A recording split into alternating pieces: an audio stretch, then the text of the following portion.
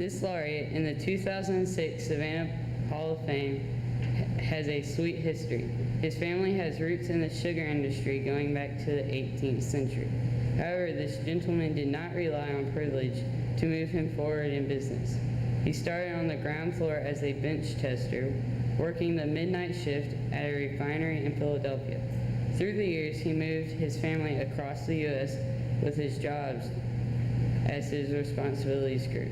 He earned many accolades during his career and retired in 2002 as the President and Chief Executive Officer of Savannah Foods.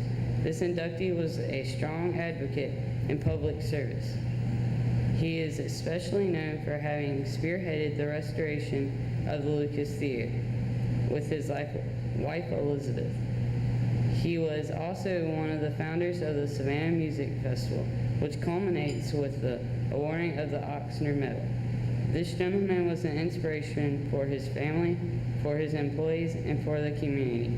Please join me in viewing this wonderful video highlighting his life and accomplishments.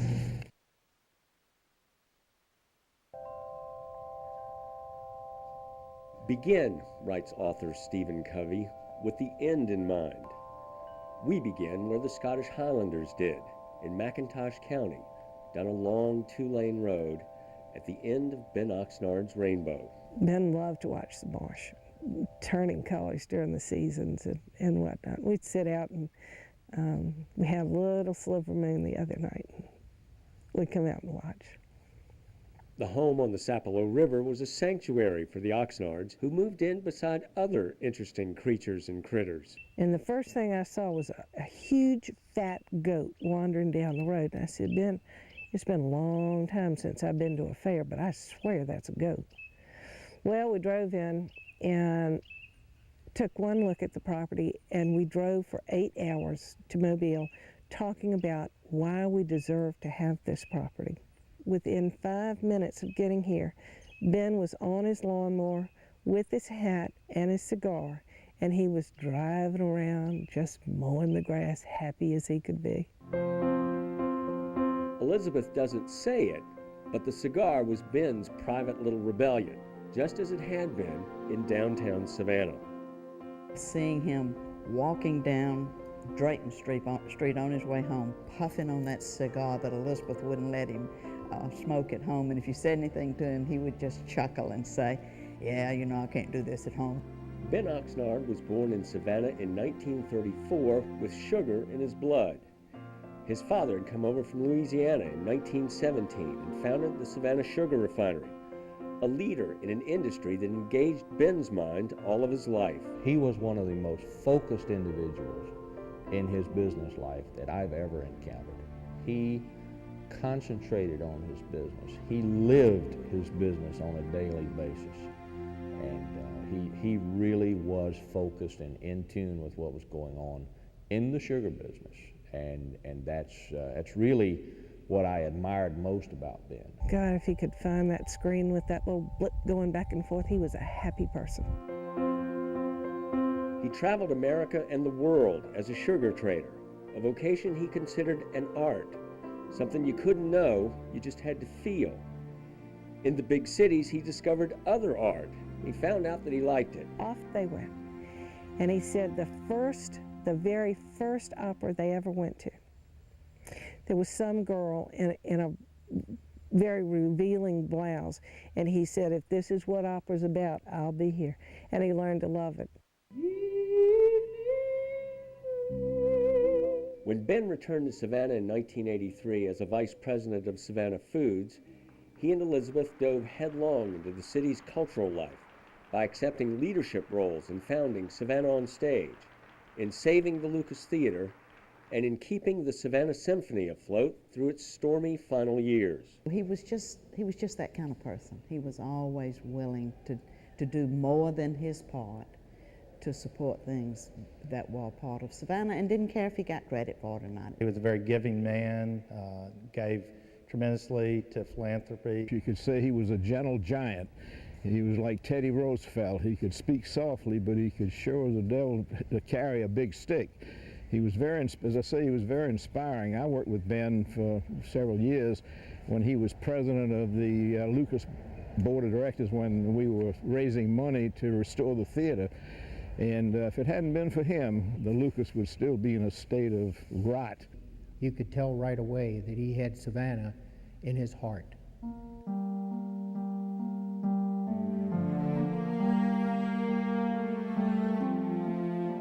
Elizabeth Oxnard said we shouldn't sugarcoat this. We shouldn't dishonor Ben by glossing over the tragedies that were an equal part of a life of triumph. He had a little girl, his first child, and she was absolutely the love of his life. Annie was killed in an automobile accident, and Mary went into rehab. And then, unfortunately, his house burned to the ground, and then Mary died. And when people would lose children, he would write them letters, and he would say, because I asked him once, I said, what can you write a parent who loses a child? And he said, what I say is, you'll never get over it, but you'll learn to live with it. Ben, through whatever adversity, kept his chin up. He did, and he stayed focused on his business, and he stayed focused on his family. And, you knew some of the adversities that Ben had encountered over the years, and he never let it bother him. He just kept forging ahead, and I think, to a large degree, if I learned anything from Ben, it was, just keep swinging. There's music on the Oxnard property in McIntosh County. I didn't hear it when I started interviewing Elizabeth, but when she spoke, the breeze came up and the chimes began.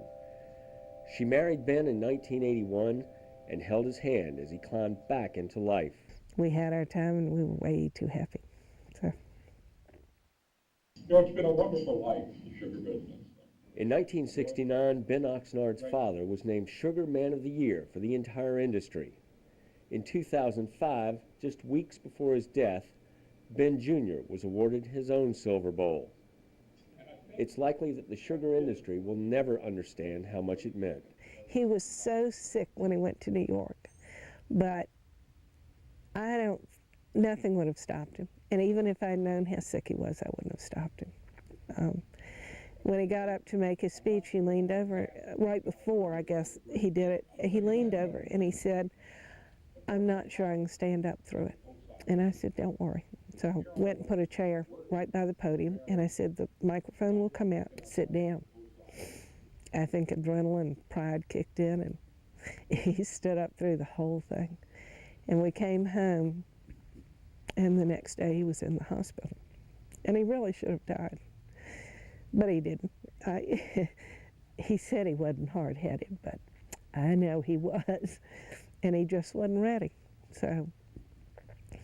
But I don't think anything in the world would have stopped him from going up there. Begin with the end in mind, Covey says. That we are honoring Ben Oxnard tonight says that he reached the end that he hoped for, that he aspired to, that he sought without seeking. Ben always told it like it was, no matter whether it was something that was good to hear or bad to hear. But he always had that little smile on his face, and I've seen him get angry before, but I've never seen him not be able to kind of grin afterwards if you said something to him.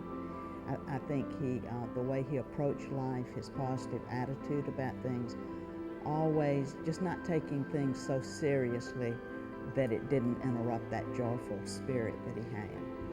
Ben was a quiet person. He was somewhat inward. Therein lies a lot of his strength, because that inwardness, I know, boy, you could see the wheels turning on a daily basis, and he was constantly looking for the answer, and more than not, he found it. To know that he cared, and we always said we would have on a head marker that we tried the best we could. And I think he did. Ben Oxnard is a 2006 laureate in the Savannah Hall of Fame. To Bill and